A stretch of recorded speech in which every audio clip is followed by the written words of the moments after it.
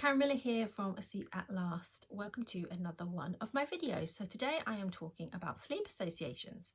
So sleep associations are the thing that babies or toddlers associate with going to sleep.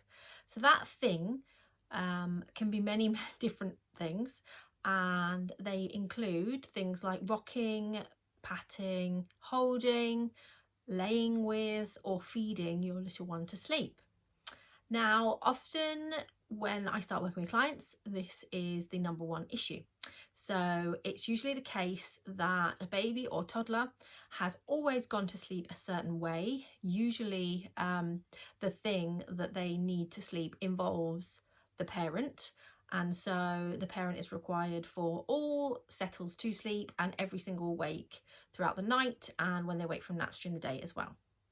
Now, this just isn't sustainable.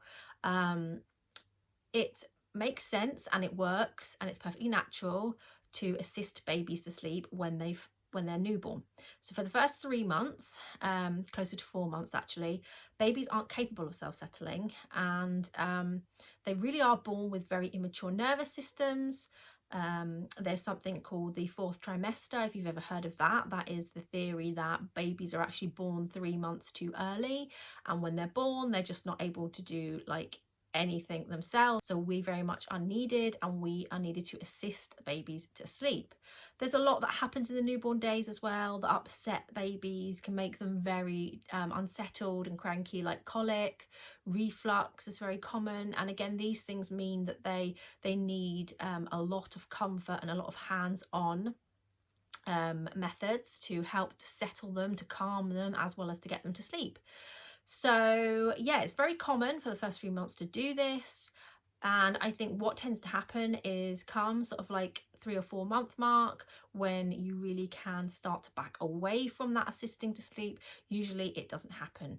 And that's just because we're exhausted, right? You've had 3-4 months of like constant sleep deprivation, being woken frequently to feed your baby round the clock, day and night, and you actually get used to it. You're actually used to it by this point. It becomes the norm, and you don't really make that connection with having to actually back off or wean them off those associations in order to help them to settle themselves. So around about 16 weeks is a great time to start this. But yeah, it's not uncommon for parents to find themselves assisting babies to sleep for a very long time. And, you know, suddenly you kind of realise that, hang on a minute, it's been almost a year and I still feel like I've got a newborn.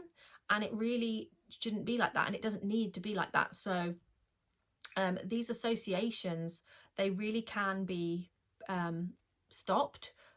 But of course you do need to use some settling methods in order to teach your little one to do that. Very often parents are guilty, they feel bad, they feel like it's their fault that their child has this association to sleep, and it is just one of those things that we all go through. We all do it, you know. It's perfectly normal, it's perfectly natural that you react to your child's cries and their and then being unsettled, that you rush in and you give them whatever it is they need to get them to sleep and to get them back to sleep quickly. And you're tired yourself, you just want to get sleep, and you need to do what you need to do to get some sleep, basically. So don't blame yourself, don't feel guilty. We all do it. I still, you know, I did it for years. I remember the nursery telling me that my daughter at 3 really should be putting her coat on herself and not expecting an adult to do it. And that was news to me. You know, this is my first child. I don't know what age they're supposed to be putting clothes and shoes on. So you know, you learn this stuff as you go along, and it is true, like they're not going to learn unless we back off and let them do it for themselves. So that's essentially what you need to do. In terms of how you do it, like I said, if you've got a small baby, it's a good idea to start doing this from around 4 or 5 months. Older babies, it can be more tricky, and especially into toddler age, it can be really hard to break these associations, because of course they've gone to sleep. This is the only way they've ever gone to sleep, and if that's gone on for over a year, then that's quite a tough habit to break, but it can be done. Methods like picking your baby up and putting them down, if they're like a 6-7 month old, you know, and just repeating that process until eventually they get the message that you're not going to do whatever it was that you were doing before until they're asleep, that you're actually, you're there to comfort them, you're there to calm them, but you're not there to put them to sleep. Work really well. I would focus on, if you've got a really strong association for something like feed to sleep, which is really, you know, or hold to sleep, that's going to be really hard to break. I would encourage you to focus on just trying to get them drowsy to sleep rather than fast asleep and in a deep sleep when you put them down. So take it slowly, go gradually and do it step by step. So focus on drowsy to sleep first.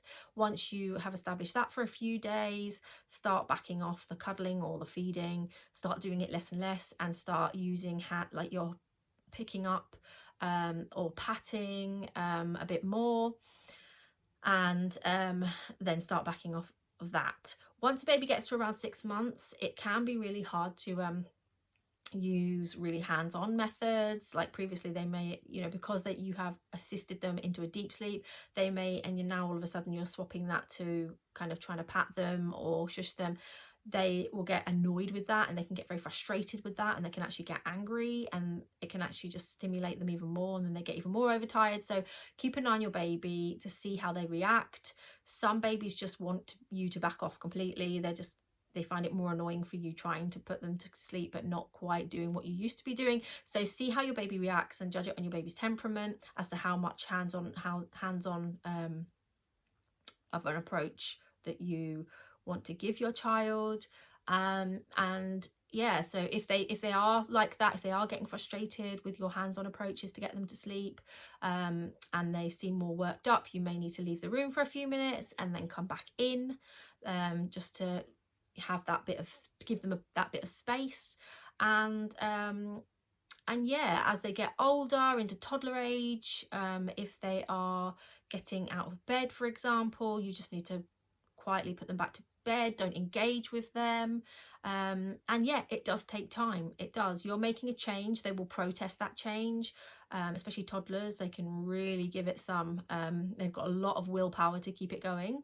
And you just need to be consistent and patient. And it can take 2 to 3 weeks of consistency, of you doing the same thing every night, but not going back to what you were doing, until eventually you within the 3 weeks you start to be able to do it less and less and less, and then after 3 weeks you should have a child that's happily settling in bed on their own and resettling themselves during the night and for naps as well. Things like comfort toys, white noise, night lights, that kind of thing, there are more what we would call sleep props rather than sleep associations. So they're perfectly fine, and they act as a really good sleepy cue for your little one to know that when it's time for sleep and when to expect sleep.